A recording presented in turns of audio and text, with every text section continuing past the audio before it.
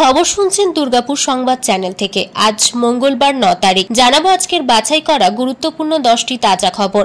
শুরুতেই হেডলাইন। অর্ধসত্য প্রচার হচ্ছে, রাহুল গান্ধীর হিন্দু মন্তব্যের পাশে দাঁড়ালেন শঙ্করাচার্য। দুই পুলিশ কর্তার বিরুদ্ধে কি পদক্ষেপ? রাজ্যের কাছে রিপোর্ট তলব বোসের। আমাদের একটা সুযোগ দিন। বাগদার তৃণমূল প্রার্থী মধুপর্ণার জন্য করজোড়ে সাংসদ পার্থের। ভিডিও ভাইরাল করায় কাঠগড়ায় সেলিম মালব্য। চোপড়া কাণ্ডের অভিযোগে দায়ের নির্যাতিতার। ফের উচ্ছেদ অভিযান শিলিগুড়িতে। ভাঙা হলো বেশ কিছু দোকান। কোনো পদক্ষেপ নেয়নি কেন্দ্র, তাই এত দুর্ভোগ। উত্তরবঙ্গে বন্যার আশঙ্কায় মুখ্যমন্ত্রী। দেবের বিরুদ্ধে অভিযোগ ভিত্তিহীন, অডিও সংক্রান্ত মামলা খারিজ করে জানালো হাইকোর্ট। সুপ্রিম কোর্টের নির্দেশকে স্বাগত কেন্দ্রের। মমতার মতো আইন অমান্য নয়, পাল্টা বিজেপি। প্রতিদিন নিয়মিত সঠিক খবর শোনার জন্য দুর্গাপুর সংবাদ চ্যানেলটিকে সাবস্ক্রাইব করুন। আসছে বিস্তারিত খবরে।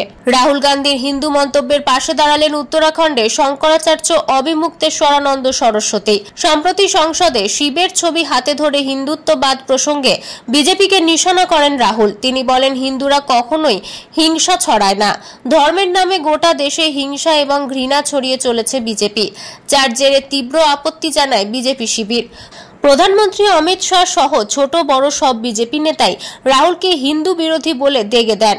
এর প্রেক্ষিতে উত্তরাখণ্ডের শঙ্করাচার্য অবিমুক্তেশ্বরানন্দ সরস্বতী জানিয়েছেন, লোকসভায় রাহুল যে বক্তৃতা দিয়েছেন তাতে হিন্দু ধর্মের প্রতি কোনো অশ্রদ্ধা নেই, বরং রাহুল যা বলেছেন তার সম্পূর্ণ সঠিক। শঙ্করাচার্যের সংযোজন, ধর্মের অর্থ আসলে ধারণ করা, সেখানে ঘৃণার জায়গা নেই। স্রেফ হিন্দু নয়, যে কোনো ধর্মের ক্ষেত্রেই এ কথা সত্যি। তবে এই শঙ্করাচার্যই নির্মীয়মান রাম মন্দিরের প্রাণ প্রতিষ্ঠা নিয়ে আপত্তি জানিয়েছিলেন। এবার তিনিই পাশে দাঁড়ালেন রাহুল গান্ধীর। তার কথায় কংগ্রেস নেতার মন্তব্যে হিন্দু ধর্মের কোনো অবমাননা নেই। রাহুলের বক্তব্যের ভুল ব্যাখ্যা করা হয়েছে বলেই তার দাবি। শঙ্করাচার্যের অভিযোগ, রাহুলের বক্তব্যের নামে অর্ধসত্য প্রচার করা হচ্ছে। রাজ্যপালের অভিযোগের ভিত্তিতে কলকাতা পুলিশের দুই শীর্ষ কর্তার বিরুদ্ধে কি ব্যবস্থা নেওয়া হয়েছে তা রাজ্যের মুখ্যমন্ত্রী মমতা বন্দ্যোপাধ্যায়ের কাছে জানতে চাইলেন রাজ্যপাল সিভি আনন্দ বোস। একই সঙ্গে কোচবিহার এবং চোপড়ার ঘটনায় সিবিআই তদন্ত নিয়েও রাজ্য সরকারের কাছে রিপোর্ট চেয়ে পাঠিয়েছেন তিনি। কলকাতা পুলিশ কমিশনার বিনীত গোয়েল এবং ডিসি ইন্দিরা মুখোপাধ্যায়ের বিরুদ্ধে কেন্দ্র এবং রাজ্য সরকারের কাছে রিপোর্ট দিয়েছিলেন রাজ্যপাল। সেই রিপোর্টের ভিত্তিতে দুই পুলিশ কর্তার বিরুদ্ধে নবান্ন কি পদক্ষেপ করেছে তা জানতে চেয়েছেন রাজ্যপাল। সোমবার সন্ধ্যায় রাজভবনের এক্স হ্যান্ডেলে একটি পোস্ট করে ওই রিপোর্ট তলব করার কথা জানিয়েছেন খোদ রাজ্যপাল। পোস্টে লেখা হয়েছে, সংবিধানের 167 নম্বর ধারায় রাজ্যপালকে দেয়া ক্ষমতার ভিত্তিতে রাজ্যের মাননীয় মুখ্যমন্ত্রীর কাছে দুটি বিষয়ে রিপোর্ট চেয়েছেন রাজ্যপাল। এক, কলকাতা পুলিশ কমিশনার এবং ডিসির বিরুদ্ধে রাজভবনের তরফে যে রিপোর্ট ভারত সরকার এবং রাজ্যের মুখ্যমন্ত্রীর কাছে পাঠানো হয়েছিল তার ভিত্তিতে মুখ্যমন্ত্রী কোনো ব্যবস্থা নিয়েছেন কিনা, এবং দুই, প্রকাশ্যে এক মহিলাকে বিবস্ত্র করে মারধর এবং সালিশি সভায় যুগলকে মারধরের যে ঘটনায় পুলিশ তেমন কোনো পদক্ষেপই করেনি, সেই ঘটনায় সিবিআই তদন্ত হওয়া উচিত কিনা। এই খবর শুনছেন আপনারা দুর্গাপুর সংবাদ চ্যানেল থেকে। প্রিয় দর্শক, আমরা এই ভিডিওটায় 2000 লাইক এবং 1000 সাবস্ক্রাইবার টার্গেট করছি। আশা করি আপনারা আমাদের টার্গেটটি সম্পন্ন করবেন এবং আপনি কোন জেলা থেকে আমাদের খবরটি শুনছেন অবশ্যই কমেন্ট করে জানাবেন। ফিরে আসছি খবরে। বাগদা উপনির্বাচনে তৃণমূল প্রার্থীকে জয়যুক্ত করতে ভোটারদের কাছে করজোড়ে আবেদন করলেন ব্যারাকপুরের সাংসদ পার্থ ভৌমিক। সোমবার উপনির্বাচনের প্রচারের শেষ লগ্নে বাগদায় গিয়েছিলেন সাংসদ। 25 বছর বয়সী তৃণমূল প্রার্থীকে পাশে নিয়ে তার আবেদন, আমাদের একটা সুযোগ দিন। পাশাপাশি দলের কেউ কোনো অন্যায় করে থাকলে তাদের সবার হয়ে ক্ষমা চান তৃণমূল সাংসদ। বুধবার উপনির্বাচন হবে বাংলার 4টি কেন্দ্রে: নদিয়ার রানাঘাট দক্ষিণ, উত্তর 24 পরগনার বাগদা, কলকাতার মানিকতলা এবং উত্তর দিনাজপুরের রায়গঞ্জে। এর মধ্যে মানিকতলায় বিধায়ক সাধন পাণ্ডের মৃত্যুর কারণে উপনির্বাচন হচ্ছে। রায়গঞ্জ, রানাঘাট দক্ষিণ এবং বাগদায় 2021 সালের বিধানসভা ভোটে জয়ী 3 বিজেপি বিধায়ক কৃষ্ণ কল্যাণী, মুকুটমণি অধিকারী ও বিশ্বজিৎ দাস পদত্যাগ করে তৃণমূলে যোগ দিয়ে লোকসভায় প্রার্থী হওয়ায় আবার ভোট অবশ্যম্ভাবী হয়ে পড়েছে। বাগদায় এবার তৃণমূল প্রার্থী করেছে ঠাকুরবাড়ির সদস্য তথা রাজ্যসভার সাংসদ মমতা বালা ঠাকুরের মেয়ে মধুপর্ণা ঠাকুরকে। তার সমর্থনে আশারো গ্রাম পঞ্চায়েতের গাঙ্গুলিয়ায় বুথ বৈঠক করতে গিয়ে একটি প্রকাশ্য সভা থেকে পার্থ বলেন, লোকসভা ভোটে 29টি আসন দিয়েছেন মমতা বন্দ্যোপাধ্যায়কে। 3টি সিটে আমরা অল্পের জন্য হেরেছি। আমি বাগদার মানুষের কাছে আবেদন করছি, আপনারা 2014, 2016, 2021, 2024 সালে আমাদের হারিয়ে দিয়েছেন। এবার আমাদের প্রার্থীকে জয়ী করুন। চোপড়া কাণ্ডে ভিডিও ভাইরাল করার কাঠগড়ায় সেলিম মালব্য। চোপড়া কাণ্ডে অভিযোগ দেয় নির্যাতিতার নয়া মোড়। ভাইরাল ভিডিও ঘিরে সম্মানহানির অভিযোগে থানায় অভিযোগ করলেন নির্যাতিতা। অভিযোগে তীর সিপিএম এর রাজ্য সম্পাদক মোহাম্মদ সেলিম ও বিজেপি নেতা অমিত মালব্যের দিকে। গত 1 জুলাই এফআইআর দায়ের করেছেন নিগৃহীতা। এফআইআর এর নথি প্রকাশ্যে আসতেই রাজ্য রাজনীতিতে শুরু হয়েছে শোরগোল। সূত্রের খবর, অমিত মালব্য এবং মোহাম্মদ সেলিমের বিরুদ্ধে আইটি অ্যাক্ট 66A, 66E এবং 67 ধারায় মামলা করেছে চোপড়া থানার পুলিশ। এ প্রসঙ্গে চোপড়া থানার আইসি অমরেশ সিংহ বলেন, অভিযোগের ভিত্তিতে নির্দিষ্ট ধারায় মামলা হয়েছে। অন্যদিকে এক বেসরকারি সংবাদ মাধ্যমকে দেয়া সাক্ষাৎকারে নিগৃহীত যুবকের মা জানিয়েছেন যে ভিডিওটা করেছে তার আমি শাস্তি চাই। ভাইরাল করে আমার ধর্মটা নষ্ট করেছে। নিগৃহীত যুবকের মায়ের বক্তব্য সামনে আসতেই অনেকেই প্রশ্ন তুলেছেন, তারা কি ভয় পেয়েছেন নাকি কোনো চাপের মুখে পড়ে এফআইআর দায়ের করেছেন।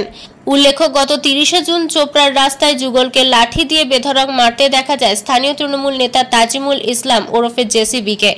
ভিডিও প্রকাশ্যে আসতেই শোরগোল পড়ে যায় আজ পরে জাতীয় স্তরেও। ইতিমধ্যেই জেসিপি ও তার কয়েকজন সাগরেদকে গ্রেপ্তার করেছে পুলিশ। তবে এদিন নির্যাতিতার এফআইআর খবর সামনে আসতেই আরও একবার শুরু হয়েছে চাপানুতর।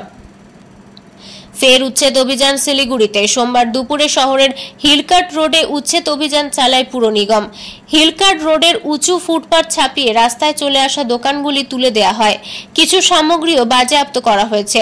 হাসমি চক থেকে শুরু করে সেবক মোড় পর্যন্ত রাস্তার দুই ধারে বেশ কিছু দোকান ভেঙে দেওয়া হয়েছে। এর মধ্যে খাবারের স্টল, জামা কাপড় বিক্রির দোকান, চায়ের দোকান, ঘড়ি, চশমা বিক্রয় এবং মেরামতের দোকানও ভেঙে দেওয়া হয়েছে। এভাবে আচমকা অভিযান হওয়ায় তড়িঘড়ি মালপত্র গুটিয়ে নেওয়ার তোড়জোড় দেখা গিয়েছে ব্যবসায়ীদের মধ্যে। এই খবর শুনছেন আপনারা দুর্গাপুর সংবাদ চ্যানেল থেকে। টানা বৃষ্টিতে বেসামাল অবস্থা উত্তরবঙ্গে বন্যার আশঙ্কা রয়েছে বলে জানালেন মুখ্যমন্ত্রী। তবে এদিন একাধিক ইস্যুতে ফের কেন্দ্রকে কাঠগড়ায় তুললেন মমতা বন্দ্যোপাধ্যায়। মুখ্যমন্ত্রী বলেন, এবারও মনিটরিং সিস্টেম চালু করতে হবে। গঙ্গার ভাঙন ঠেকাতে ড্রেজিংও করেনি কেন্দ্র। আজ পর্যন্ত কোনো টাকা দেয়নি কেন্দ্র। না জানিয়ে বলছে ফের ফারাক্কা চুক্তি পুনর্নবীকরণ করবে। আবার বলছে তিস্তার জলও দিয়ে দেবে। তিস্তার জল আছে যে দিয়ে দেবে। উত্তরবঙ্গের কেউ খাবার জল পাবে না। সিকিম 14টি জলবিদ্যুৎ কেন্দ্র করলো, তখনই তো দেখা উচিত ছিল। আমরা বারবার বলেছি, কিন্তু কেন্দ্র কোনো পদক্ষেপ নেয়নি, তাই এত দুর্ভোগ। প্রতি বছর কোটি কোটি টাকা খরচ করেও রেহাই পাচ্ছি না। রাস্তায় ধস নেমেছে, সঙ্গে সঙ্গে কেন্দ্রকে জানাতে হবে। ওই রাস্তা দিয়ে সেনাবাহিনী যাতায়াত করে, এটা ওদের জানাতে হবে। জলপাইগুড়িতে 9টি ফ্লাড সেন্টার তৈরি করা হয়েছে। মূলত গত মাস থেকেই অতিবৃষ্টি শুরু হয়েছে উত্তরবঙ্গে, যার জেরে সমস্যা বেড়েছে বাসিন্দাদের। লাগাতার বৃষ্টির জেরে কার্যত বিপর্যস্ত উত্তরবঙ্গের জনজীবন। এদিকে সম্প্রতি টানা বৃষ্টিতে তিস্তায় জলোচ্ছ্বাস দেখা গিয়েছে গত মাস থেকেই। এদিকে তার উপরে রামবি ও কালীঝোড়া ড্যামের থেকেও জল ছাড়া হয়েছিল, যার জেরে জলমগ্ন হয়ে পড়েছিল তিস্তা বাজার এলাকা। তিস্তা ব্যারেজ থেকে বারংবার জল ছাড়তেই ফুলে ফেপে উঠেছিল।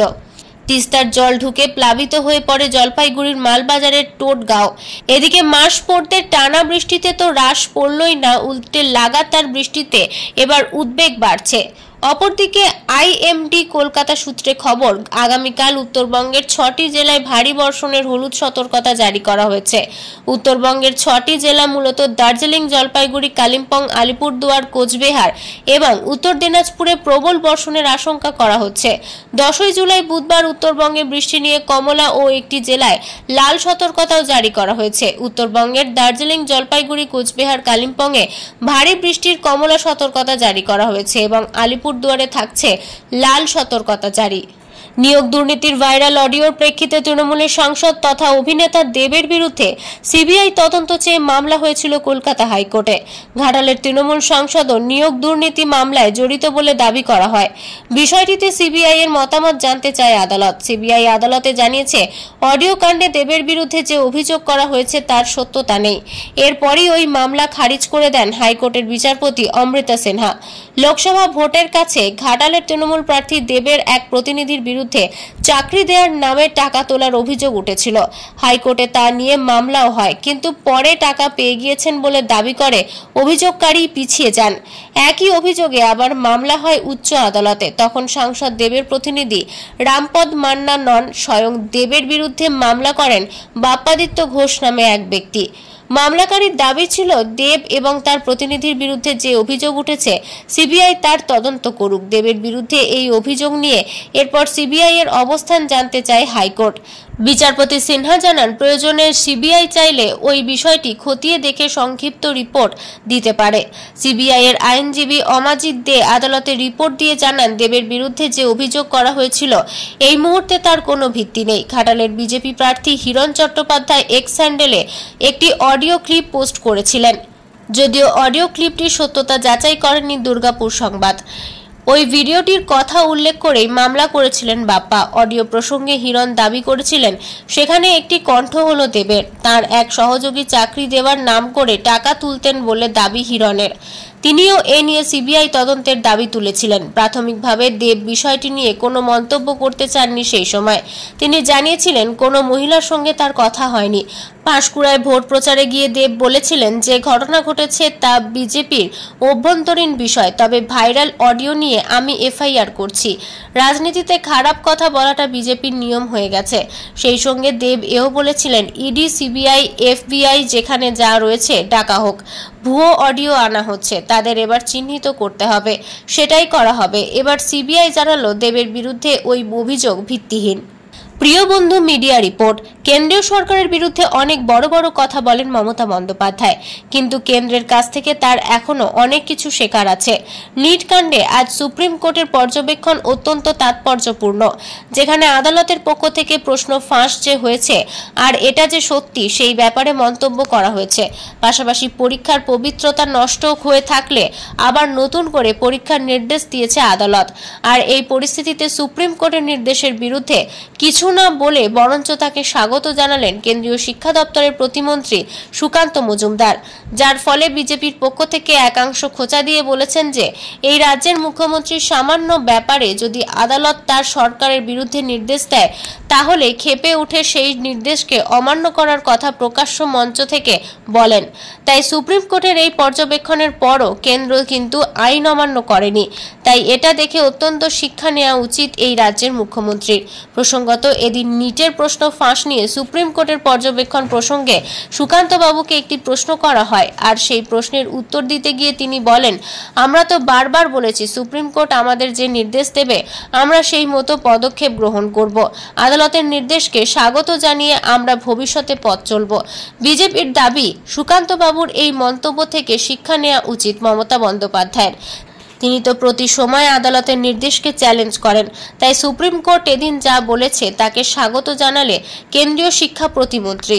তাই ভবিষ্যতে আদালতের নির্দেশকে চ্যালেঞ্জ না করে যে দুর্নীতি তার সরকার করছে, যে অপশাসন এই রাজ্য হচ্ছে, তাকে বন্ধ করবার জন্য আদালতের পরামর্শ মতো চলা শুরু করুন মমতা বন্দ্যোপাধ্যায়।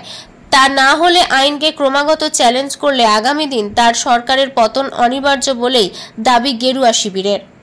এতক্ষণ খবর শুনছিলেন দুর্গাপুর সংবাদ চ্যানেল থেকে। খবর এখনকার মতন এই পর্যন্তই। ধন্যবাদ।